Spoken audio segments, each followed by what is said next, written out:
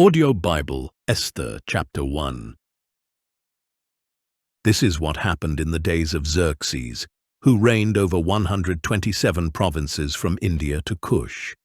In those days, King Xerxes sat on his royal throne in the citadel of Susa. In the 3rd year of his reign, Xerxes held a feast for all his officials and servants. The military leaders of Persia and Media were there, along with the nobles and princes of the provinces. And for a full 180 days, he displayed the glorious riches of his kingdom and the magnificent splendor of his greatness.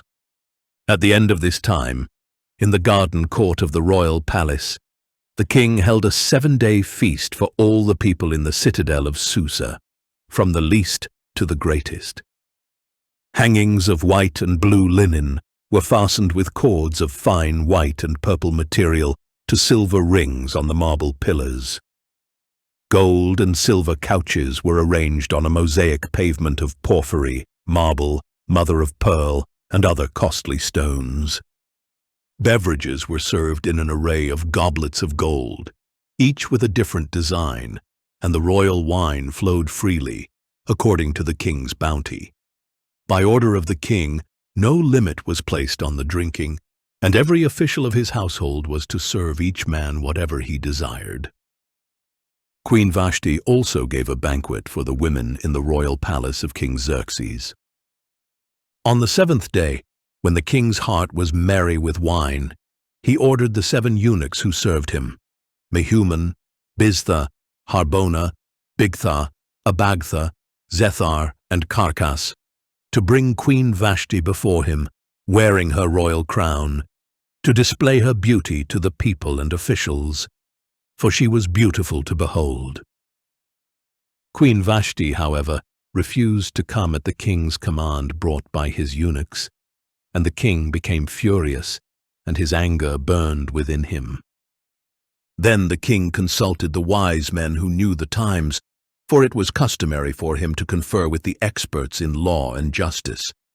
His closest advisers were Karshina, Shethar, Admatha, Tarshish, Meres, Marsena, and Memucan, the 7 princes of Persia and Media, who had personal access to the king and ranked highest in the kingdom. According to law, he asked, what should be done with Queen Vashti, since she refused to obey the command of King Xerxes delivered by the eunuchs? And in the presence of the king and his princes, Memucan replied, Queen Vashti has wronged not only the king, but all the princes and the peoples in all the provinces of King Xerxes. For the conduct of the queen will become known to all women, causing them to despise their husbands and say, King Xerxes ordered Queen Vashti to be brought before him, but she did not come. This very day the noble women of Persia and Media who have heard about the queen's conduct will say the same thing to all the king's officials, resulting in much contempt and wrath. So if it pleases the king, let him issue a royal decree, and let it be recorded in the laws of Persia and Media, so that it cannot be repealed, that Vashti shall never again enter the presence of King Xerxes, and that her royal position shall be given to a woman better than she. The edict the king issues will be heard throughout his vast kingdom, and so all women, from the least to the greatest, will honor their husbands. The king and his princes were pleased with this counsel. So the king did as Memucan advised. He sent letters to all the provinces of the kingdom, to each province in its own script, and to each people in their own language, proclaiming that every man should be master of his own household. Audio Bible, Esther, Chapter 2. Sometime later, when the anger of King Xerxes had subsided, he remembered Vashti and what she had done, and what had been decreed against her. Then the king's attendants proposed, let a search be made for beautiful young virgins for the king, and let the king appoint commissioners in each province of his kingdom, to assemble all the beautiful young women into the harem at the citadel of Susa. Let them be placed under the care of Hegai, the king's eunuch in charge of the women, and let them be given beauty treatments. Then let the young woman who pleases the king become queen in place of Vashti. This suggestion pleased the king, and he acted accordingly. Now there was, at the citadel of Susa, a Jewish man from the tribe of Benjamin named Mordecai, son of Jair, the son of Shimei, the son of Kish. He had been carried into exile from Jerusalem by Nebuchadnezzar, king of Babylon, among those taken captive with Jeconiah, king of Judah. And Mordecai had brought up Hadassah, that is Esther, the daughter of his uncle, because she did not have a father or mother. The young woman was lovely in form and appearance, and when her father and mother had died, Mordecai had taken her as his own daughter. When the king's command and edict had been proclaimed, many young women gathered at the citadel of Susa under the care of Hegai. Esther was also taken to the palace and placed under the care of Hegai, the custodian of the women. And the young woman pleased him and obtained his favor, so he quickly provided her with beauty treatments and the special diet. He assigned to her 7 select maidservants from the palace and transferred her with them to the best place in the harem. Esther did not reveal her people or her lineage because Mordecai had instructed her not to do so, and every day Mordecai would walk back and forth in front of the court of the harem to learn about Esther's welfare and what was happening to her. In the 12 months before her turn to go to King Xerxes, the harem regulation required each young woman to receive beauty treatments with oil of myrrh for 6 months, and then with perfumes and cosmetics for another 6 months. When the young woman would go to the king, she was given whatever she requested to take with her from the harem to the king's palace. She would go there in the evening, and in the morning she would return to a second harem under the care of Shashgaz, the king's eunuch in charge of the concubines. She would not return to the king unless he delighted in her and summoned her by name. Now Esther was the daughter of Abihail, the uncle from whom Mordecai had adopted her as his own daughter, and when it was her turn to go to the king, she did not ask for anything except what Hegai, the king's trusted official in charge of the harem, had advised, and Esther found favor in the eyes of everyone who saw her. She was taken to King Xerxes in the royal palace in the 10th month, the month of Tebeth, in the 7th year of his reign. And the king loved Esther more than all the other women, and she found grace and favor in his sight more than all of the other virgins. So he placed the royal crown upon her head and made her queen in place of Vashti. Then the king held a great banquet, Esther's banquet, for all his officials and servants. He proclaimed a tax holiday in the provinces and gave gifts worthy of the king's bounty. When the virgins were assembled a second time, Mordecai was sitting at the king's gate. Esther still had not revealed her lineage or her people, just as Mordecai had instructed. She obeyed Mordecai's command, as she had done under his care. In those days, while Mordecai was sitting at the king's gate, Bigthan and Teresh, 2 of the king's eunuchs who guarded the entrance, grew angry and conspired to assassinate King Xerxes. When Mordecai learned of the plot, he reported it to Queen Esther, and she informed the king on Mordecai's behalf. After the report had been investigated and verified, both officials were hanged on the gallows, and all this was recorded in the book of the Chronicles in the presence of the king. Audio Bible, Esther chapter 3. After these events, King Xerxes honored Haman, son of Hammedatha, the Agagite, elevating him to a position above all the princes who were with him. All the royal servants at the king's gate bowed down and paid homage to Haman, because the king had commanded that this be done for him. But Mordecai would not bow down or pay homage. Then the royal servants at the king's gate asked Mordecai, "Why do you disobey the command of the king?" Day after day they warned him, but he would not comply. So they reported it to Haman to see whether Mordecai's behavior would be tolerated, since he had told them he was a Jew. When Haman saw that Mordecai would not bow down or pay him homage, he was filled with rage. And when he learned the identity of Mordecai's people, he scorned the notion of laying hands on Mordecai alone. Instead, he sought to destroy all of Mordecai's people, the Jews, throughout the kingdom of Xerxes. In the 12th year of King Xerxes, in the first month, the month of Nisan, the Pur, that is, the lot, was cast before Haman to determine a day and month. And the lot fell on the 12th month, the month of Adar. Then Haman informed King Xerxes, "There is a certain people scattered and dispersed among the peoples of every province of your kingdom. Their laws are different from everyone else's, and they do not obey the king's laws. So it is not in the king's best interest to tolerate them. If it pleases the king, let a decree be issued to destroy them, and I will deposit 10,000 talents of silver into the royal treasury to pay those who carry it out." So the king removed the signet ring from his finger and gave it to Haman son of Hammedatha, the Agagite, the enemy of the Jews. "Keep your money," said the king to Haman. "These people are given to you to do with them as you please." On the 13th day of the first month, the royal scribes were summoned, and the order was written exactly as Haman commanded the royal satraps, the governors of each province, and the officials of each people, in the script of each province and the language of every people. It was written in the name of King Xerxes and sealed with the royal signet ring. And the letters were sent by couriers to each of the royal provinces, with the order to destroy, kill, and annihilate all the Jews, young and old, women and children, and to plunder their possessions on a single day, the 13th day of Adar, the 12th month.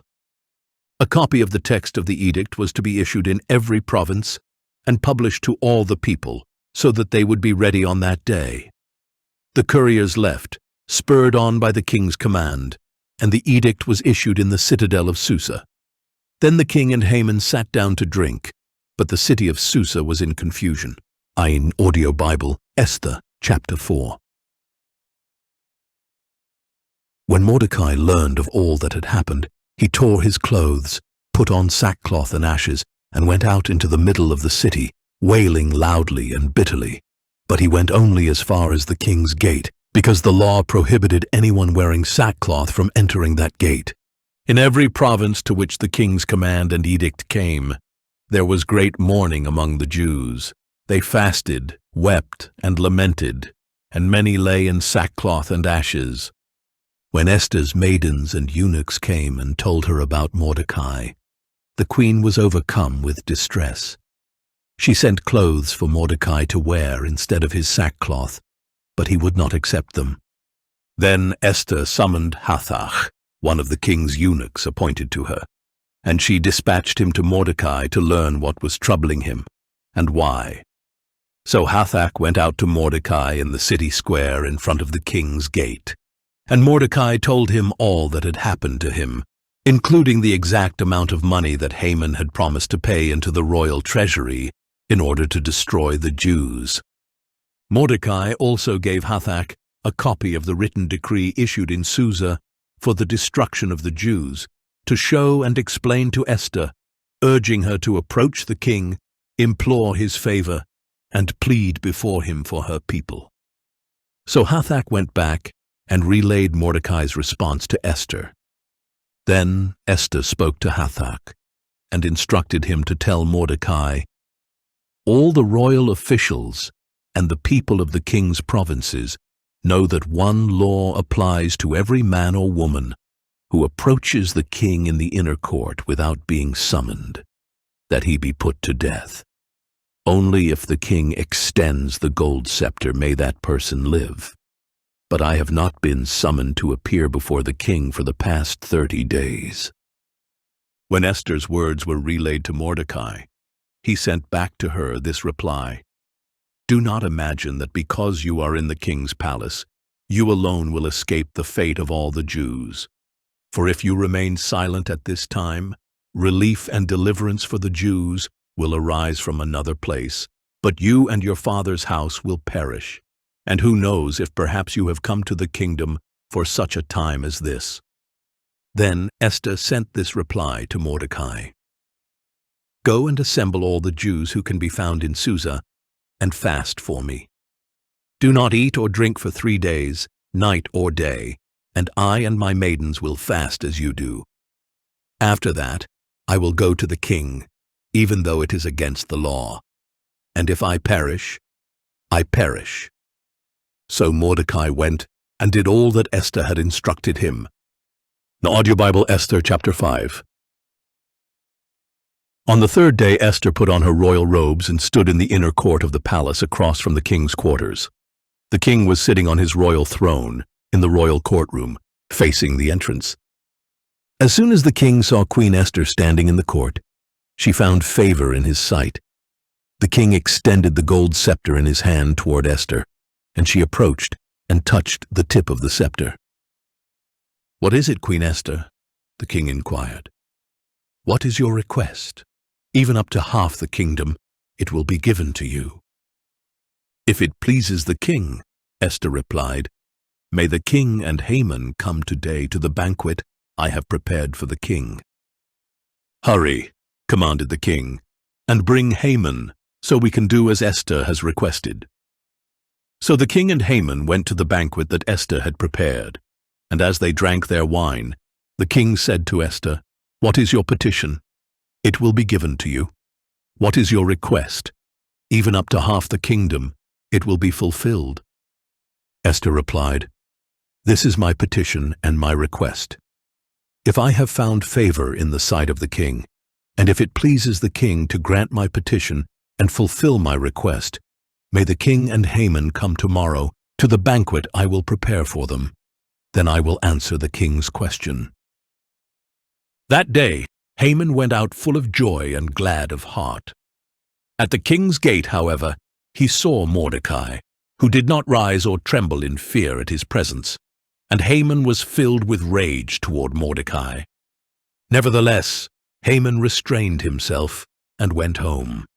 And calling for his friends and his wife Zeresh, Haman recounted to them his glorious wealth, his many sons, and all the ways the king had honored and promoted him over the other officials and servants.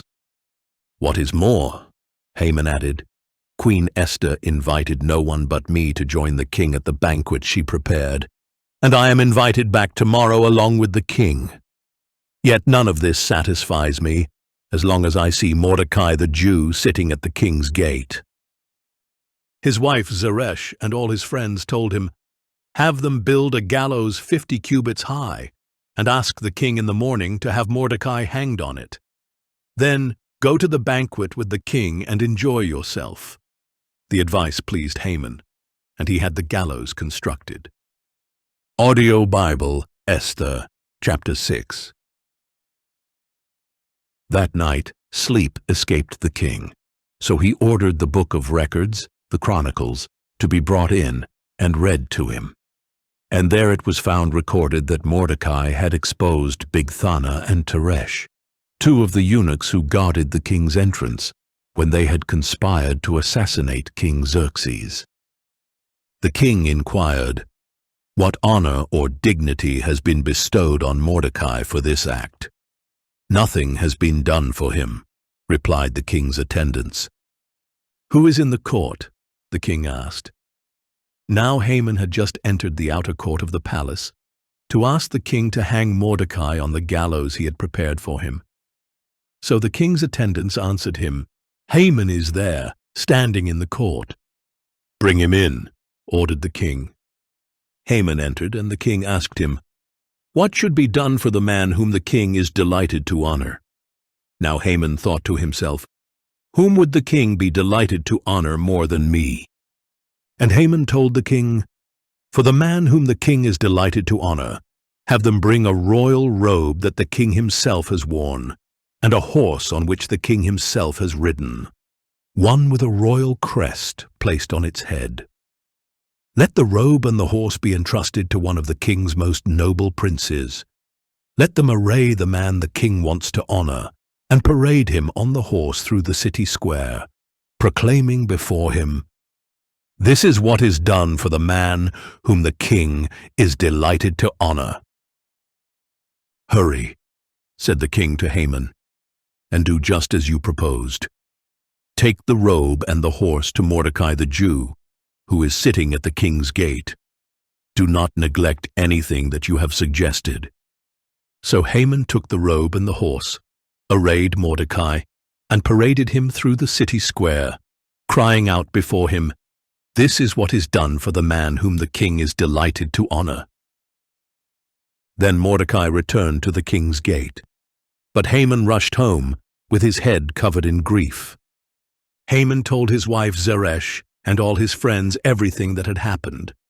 His advisers and his wife Zeresh said to him, "Since Mordecai, before whom your downfall has begun, is Jewish, you will not prevail against him, for surely you will fall before him."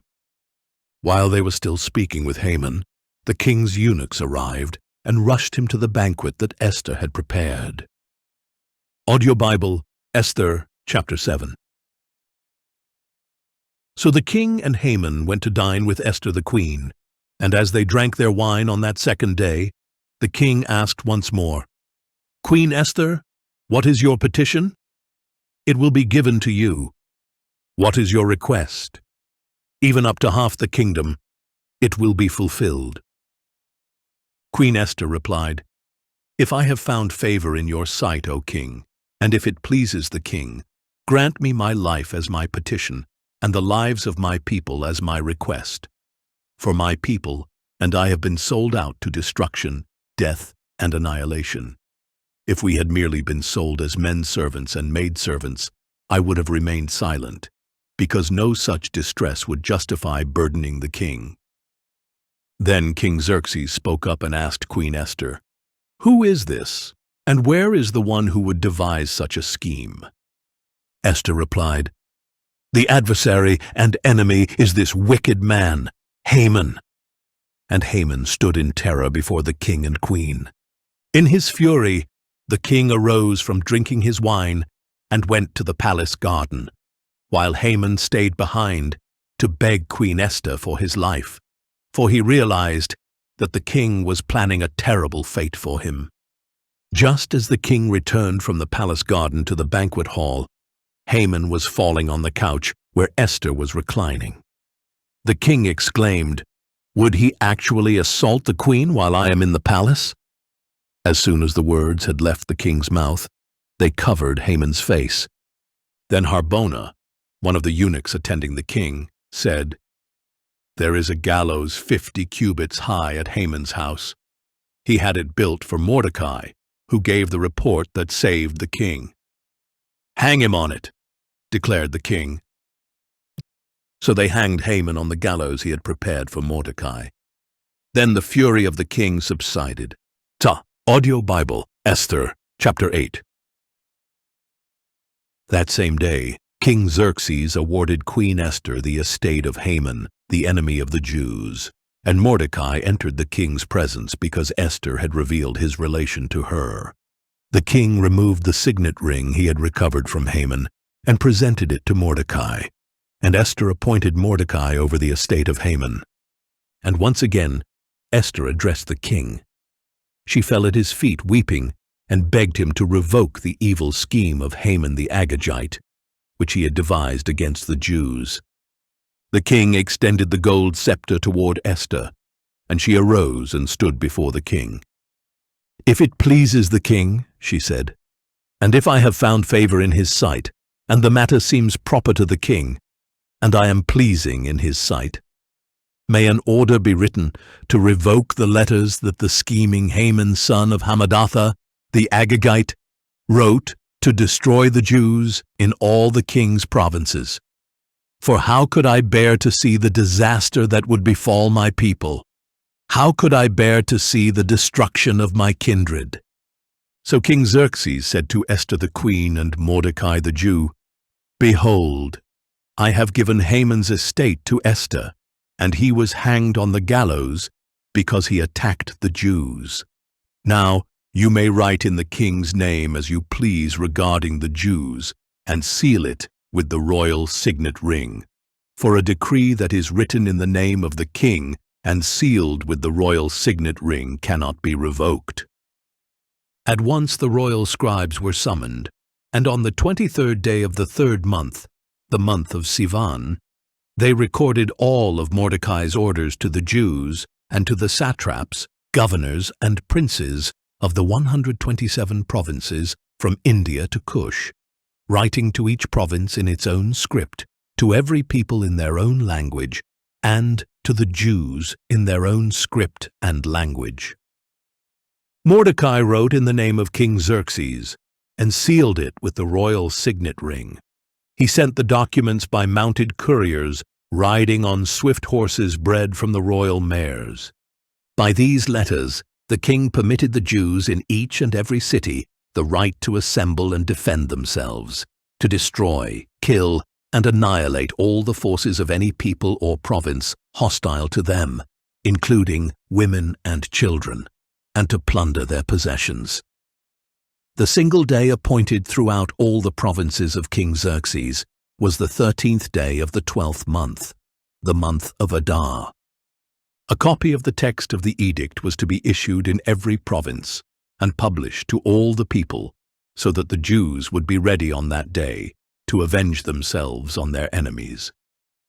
The couriers rode out in haste on their royal horses, pressed on by the command of the king, and the edict was also issued in the citadel of Susa. Mordecai went out from the presence of the king in royal garments of blue and white, with a large gold crown and a purple robe of fine linen. And the city of Susa shouted and rejoiced. For the Jews, it was a time of light and gladness, of joy and honor. In every province and every city, wherever the king's edict and decree reached, there was joy and gladness among the Jews, with feasting and celebrating. And many of the people of the land themselves became Jews, because the fear of the Jews had fallen upon them. Audio Bible, Esther, chapter 9. On the 13th day of the 12th month, the month of Adar, the king's command and edict were to be executed.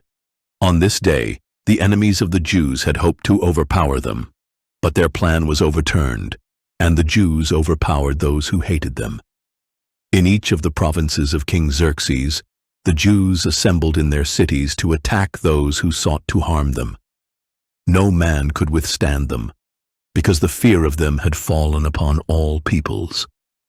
And all the officials of the provinces, the satraps, the governors, and the king's administrators helped the Jews, because the fear of Mordecai had fallen upon them. For Mordecai exercised great power in the palace, and his fame spread throughout the provinces as he became more and more powerful.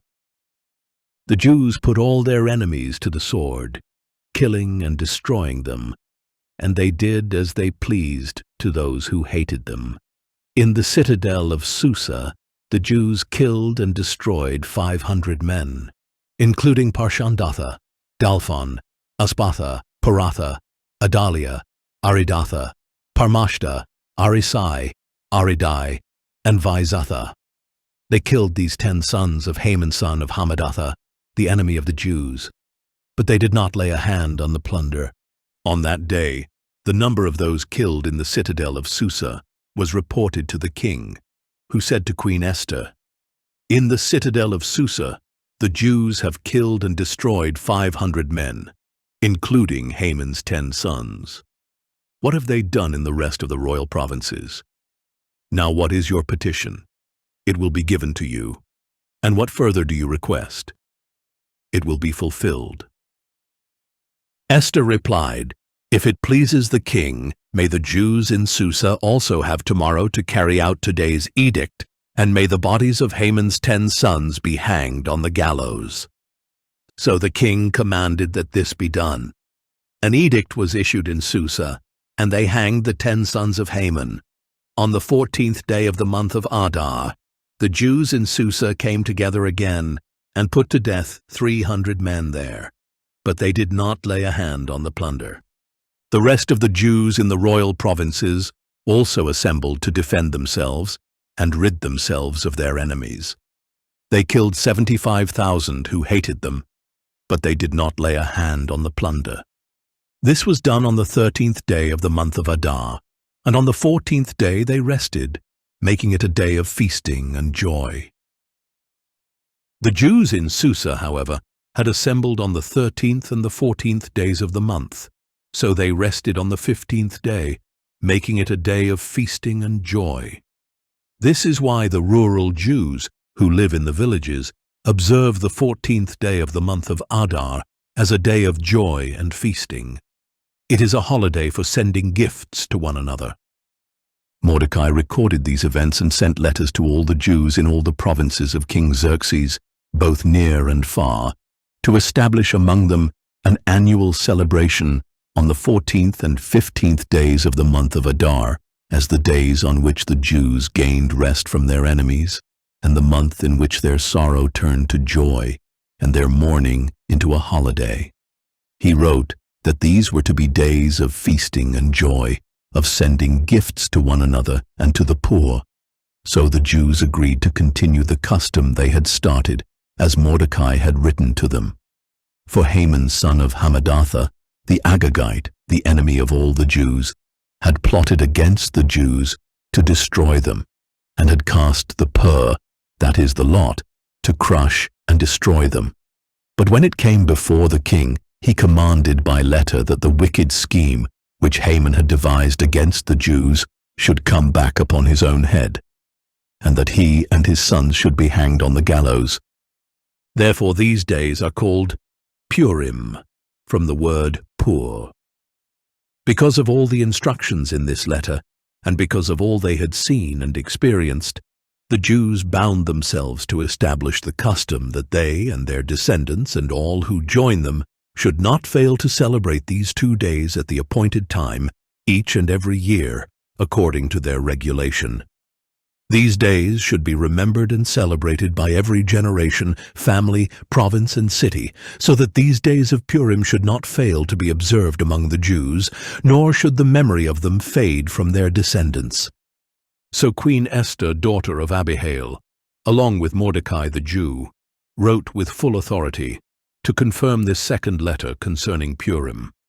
And Mordecai sent letters with words of peace and truth to all the Jews in the 127 provinces of the kingdom of Xerxes, in order to confirm these days of Purim at their appointed time, just as Mordecai the Jew and Queen Esther had established them and had committed themselves and their descendants to the times of fasting and lamentation.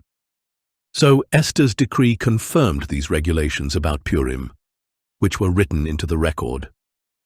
Audio Bible, Esther chapter 10. Now King Xerxes imposed tribute throughout the land, even to its farthest shores, and all of Mordecai's powerful and magnificent accomplishments, together with the full account of the greatness to which the king had raised him, are they not written in the book of the Chronicles of the kings of Media and Persia? For Mordecai the Jew was second only to King Xerxes, preeminent among the Jews, and highly favored by his many kinsmen, seeking the good of his people and speaking peace to all his countrymen.